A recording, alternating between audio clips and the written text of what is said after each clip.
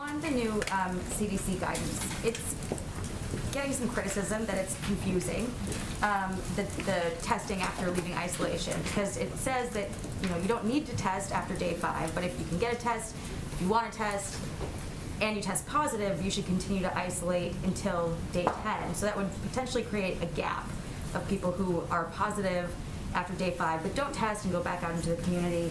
And then there have been other policies that have shifted, including the policy around healthcare workers needing to test negative before returning to work, and then that going away.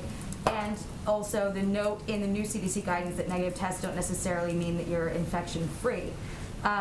So is the CDC still led by science and not by other factors in determining its policy?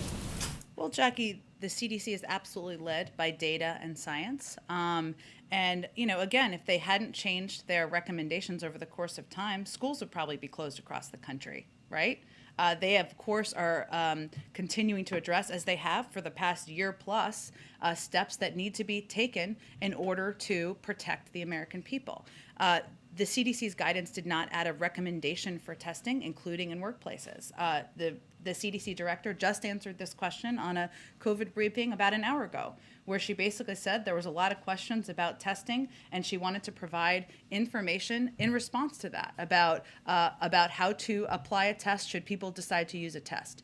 They have also conveyed in their guidance, and they can speak for themselves, of course, that transmission and infectiousness occurs in the first 5 days after diagnosis with COVID-19, somewhere in the range of 85 to 90% of the time. Hence their guidance on the 5 days. So they can speak to their own guidance. It is led by data and science. It is not determined here by the White House. It is determined by the data and the scientists who work at the CDC.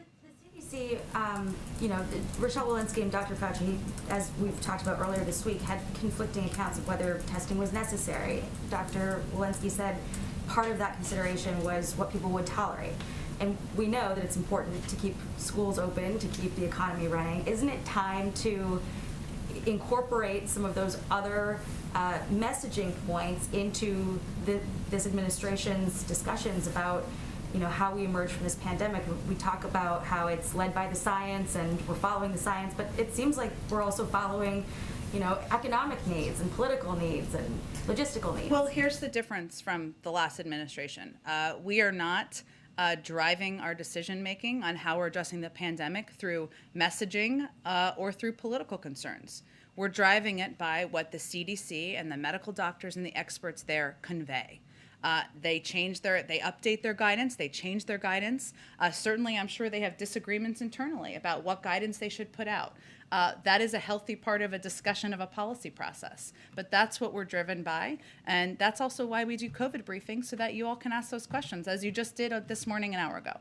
And the president yesterday said this continues to be a pandemic of the unvaccinated.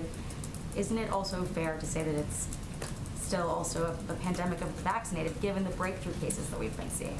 Well, Jackie, we also know that you are 17 times more likely to die of COVID if you are not vaccinated, and 20 times more likely to be hospitalized. So I think in terms of the impact, the dire impact on people across the country, we should be very clear about the impact of not getting vaccinated and the people who will be hurt, be hospitalized, and face the threat of death the most. And those are the people who are unvaccinated. One last question on the CDC announcement, rather the COVID briefing announcement. The CDC is not going to change its definition of fully vaccinated to include a booster shot. Jeff Zients and Rochelle Walensky said there's no plans for that. They didn't explain, though, why that is. Can you give us some context on how that decision was made? Again, I would say that's a decision made by our health and medical experts. They conveyed the technical definition. As you said, a fully vaccinated with COVID-19 has not changed. Someone is considered fully vaccinated if they receive a primary series of vaccines. They also clarified that CDC recommends people stay up to date, as everybody should stay up to date on any vaccine. If your kid needs a vaccine, when you go to the pediatrician and they say you got a 5-year, a vaccine at 5 years old, you kind of hold your breath because you don't want to have your kid get a shot, but you keep it up to date. And that's what they're recommending. But they can speak to their own decision making. If you enjoyed this video, hit like and subscribe to our channel so you'll be sure to see similar videos from Blaze TV with the added bonus of signaling YouTube that your voice and opinion still matters. And if you're looking for more great conservative content, check out one of the 2 videos suggested here.